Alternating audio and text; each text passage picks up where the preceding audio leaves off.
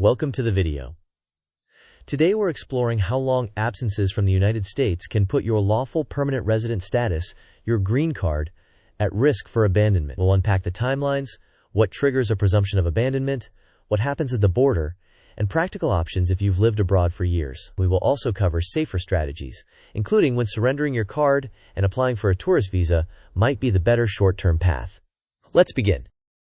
If you have lived outside the U.S. for an extended period but still possess a green card, re-entering can be a high-stakes decision. The rules hinge on your intent to reside permanently in the United States and on how long you've been away. To make this topic simpler, we will proceed step by step so you understand your risks and options. Here's our roadmap. First, we define what abandonment means in practice.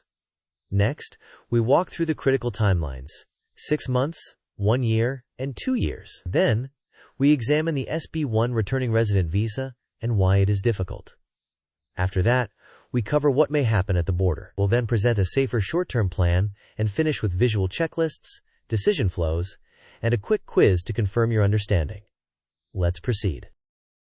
Before we dive in, an important disclaimer. This video is for educational purposes only and is not legal advice. Immigration outcomes depend on your specific facts, your documents, and officer discretion at ports of entry and before consulates. You should consult a qualified immigration attorney for tailored advice.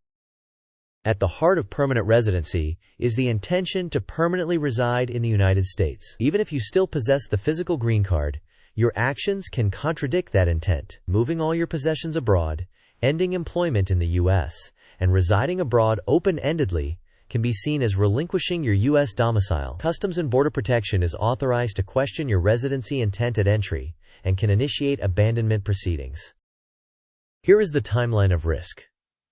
Under 6 months, many LPRs experience fewer issues, though maintaining ties and documents remains crucial. Between 6 and 12 months, scrutiny increases, and you should be ready to show evidence of continuing U.S. residence. After a year, a re-entry permit, which must have been filed before leaving the United States, is typically needed. Beyond 2 years, re-entry permits are usually invalid, and the SB1 returning resident visa might be required, which is difficult to obtain.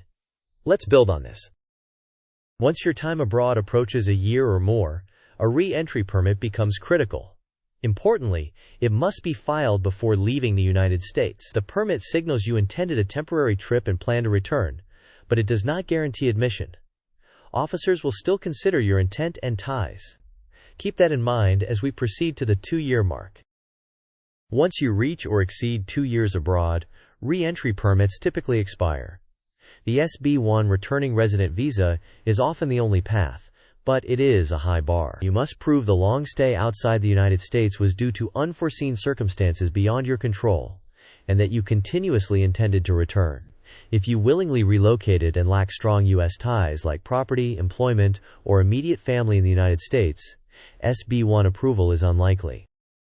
This sequence diagram illustrates a typical path when an LPR with long absences attempts to re-enter. First, the traveler presents the green card to the airline, which decides whether to allow boarding. At primary inspection, CBP questions the traveler's length of stay abroad and evidence of ties to the U.S. If there are red flags, CBP may refer the traveler to secondary inspection. In secondary, officers can admit the person, schedule deferred inspection, permit withdrawal of the application for admission, or issue a notice to appear, initiating abandonment proceedings. The key takeaway is that lengthy absences and weak ties can trigger significant scrutiny. Let's compare the options. On the left is attempting re-entry using the green card after long absences. This often leads to secondary inspection, the risk of a notice to appear, and potentially denial of entry. It is stressful, uncertain, and typically only viable if you possess strong, provable ties to the United States. On the right is surrendering the green card by filing Form I-407 and applying for a B2 tourist visa. This clarifies that your intent is temporary, often making visits simpler and avoiding abandonment disputes at the border. If you later become eligible for permanent residence through a marriage or fiancé relationship, you can pursue those options through the normal processes. Here is a practical sequence. First, evaluate your ties: property, taxes, family, employment, and bank accounts in the U.S.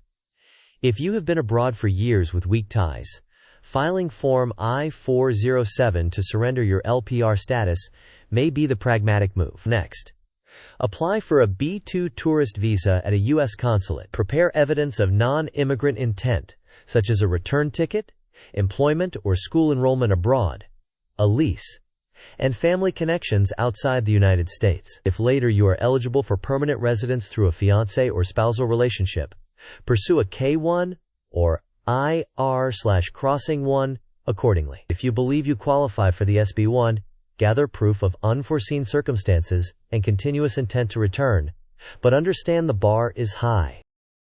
This table summarizes the landscape.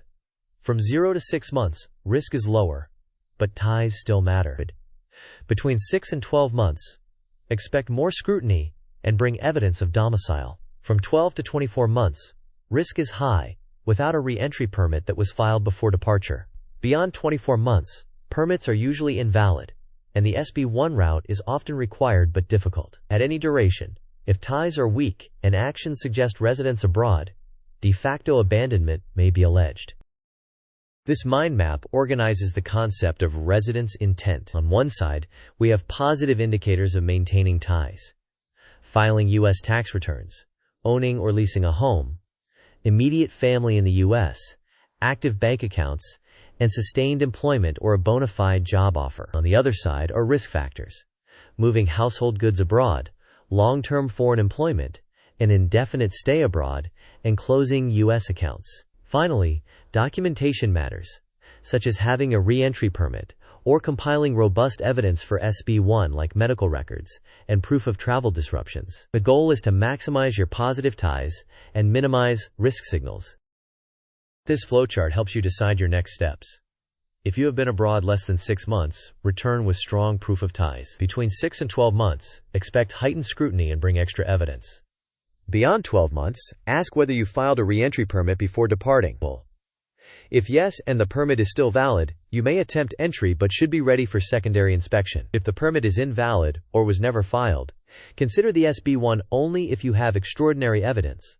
Otherwise, the practical path is to surrender LPR status and apply for a B2 visa. If admitted, quickly rebuild ties to avoid future issues. This pie chart is illustrative, not an official formula. It shows how various signals might compete in an officer's assessment: strong U.S. ties, the length of your absence, foreign employment, moving your household, and other factors. Your objective is to maximize the portion representing strong U.S. ties and minimize risk indicators. Quiz time. Which situation most likely leads to a finding of abandonment at the border? Option A: gone 4 months with a U.S. job, filed taxes, and a return ticket. Option B: gone 8 months with an active U.S. lease and immediate family in the U.S. Option C: gone 2.5 years, moved possessions abroad, ended U.S. job, and no re-entry permit. Option D: gone 11 months with a valid re-entry permit filed before departure. You may pause the video now to think about the answer. We will discuss the answer in the next section of the video. The correct answer is the scenario involving 2.5 years abroad, moving possessions overseas, ending the U.S. job, and lacking a re-entry permit. That combination strongly suggests abandonment. The other scenarios reflect shorter absences and the presence of ties or documentation that could support a continuing intent to reside in the U.S. Here are the key takeaways. First, intent to permanently reside in the United States is essential. Second, 6 months raises scrutiny. Past 1 year requires planning, and beyond 2 years is critical. Third, the SB1 is difficult without unforeseen events and robust ties. Fourth, attempting entry with a weak green card can lead to a notice to appear. Fifth, a safer short-term option is to surrender the card and apply for a B2 tourist visa. Finally, future residency remains possible through fiancé or spousal processes if eligible. To wrap up, understand the critical timelines and what they imply. Document your ties carefully and continuously. Avoid high-risk attempts to enter when abandonment is likely to be alleged. Consider the B2 as a clean path for visiting if you've been abroad long-term and lack strong ties. As always, consult an immigration attorney for advice tailored to your situation. If this video was helpful, please like, share, and subscribe. Tell us in the comments what topics you want us to cover next, and any questions you have about your specific circumstances. Thank you for watching.